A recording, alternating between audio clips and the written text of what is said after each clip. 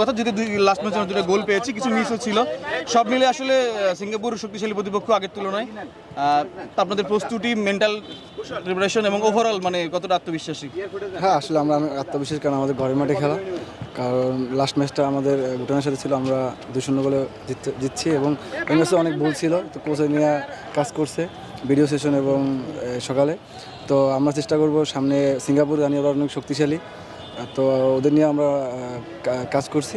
তো আমরা চেষ্টা করবো ওদের সাথে ভালো ফুটবল খেলে এবং দেশবাসীকে একটা জয় উপহার দেওয়ার জন্য। কাল তো সিঙ্গাপুরে একটা ম্যাচ খেলেছে মালদ্বীপের সাথে, ওটা নিয়ে আপনাদের টিমে কোনো আলোচনা হয়েছে কিনা? এর মধ্যে কোনো ভিডিও সেশন বা কোনো আলাপ আলোচনা তাদের টেকনিক বা তাদের স্কোর এগুলো নিয়ে? হ্যাঁ, আসলে একটা আলোচনা হয়েছে, কারণ ওরা কালকে মালদ্বীপের সাথে ম্যাচ খেলছে, ওরা 3-1 গোলে ম্যাচ জিতছে এবং ওদের ফরওয়ার্ডরা খুব ভালো একটা শেপে আছে, কোচেরা নিয়ে কাজ করছে, কথা বলছে এবং আজকে মাঠে নিয়ে কাজ করবে। এবং হচ্ছে সেদিন ফাহমিদুলের খেলা দেখেন, আপনার কাছে ওকে নিয়ে পর্যবেক্ষণটা কি? আসলে প্রথম ম্যাচ খেলছে, খুব ভালো খেলছে, কারণ আমি ওর সাথে আজকে ম্যাচটা খেলছি, তো যার কারণে বুঝতে পারছি ও অনেক ভালো প্লেয়ার এবং ভালো প্লেয়ার। হ্যাঁ, ফাহমিদুল আসছে, শামিদু আসছে, মানে কম্পিটিশনটা আপনাদের মধ্যে এটা নিয়ে আপনাদের চ্যালেঞ্জটা কেমন দেখতেছেন নিজের কাছে? আসলে চ্যালেঞ্জ হিসেবে নেই না এগুলো, কারণ প্লেয়ার আসলে দল শক্তিশালী হবে এবং আমাদের দল ভালো খেলবে, দল ভালো খেললে দেশবাসী খুশি হবে, এটাই আর কি। টিম কম্বিনেশনটা কেমন মনে হয়েছে ভুটান ম্যাচে? আরেকটা বলবেন যে এই ম্যাচে তো আপনারা অনেকদিন পরে খেললেন, মাঠটা কেমন দেখেছেন বা মনে হয়েছে? বললাম যে আপনাদের ভুটান ম্যাচে কম্বিনেশনটা কেমন মনে হচ্ছে? অনেককে কোচ ট্রাই করিয়েছে, আরেকটা বিষয় বলবেন যে অনেকদিন পরে এই মাঠে খেলেছেন, মাঠটা কেমন মনে হয়েছে? আসলে মাঠটা ভালো মনে হয়েছে, কারণ অনেক দিন পরে মাঠের কাজ করছে, কিন্তু মাঠটা একটু ভারী ছিল, কিন্তু খেলার মতো ছিল এবং আমাদের টিমও এখন আগের থেকে অনেক ভালো আছে, অবস্থানে আছে। লাস্ট ম্যাচ আমাদের মোটামুটি অনেক প্লেয়ারই খেলছে, এখন আবার নতুন অ্যাড হবে সমিত, তো সমিতে আসলে আমাদের টিম আরও শক্তিশালী হবে। গত ম্যাচে আমরা 4-2-3-1 ফরমেশন দেখলাম, সেখানে জামালকে দেখলাম অ্যাটাকিং মিডে খেলতে।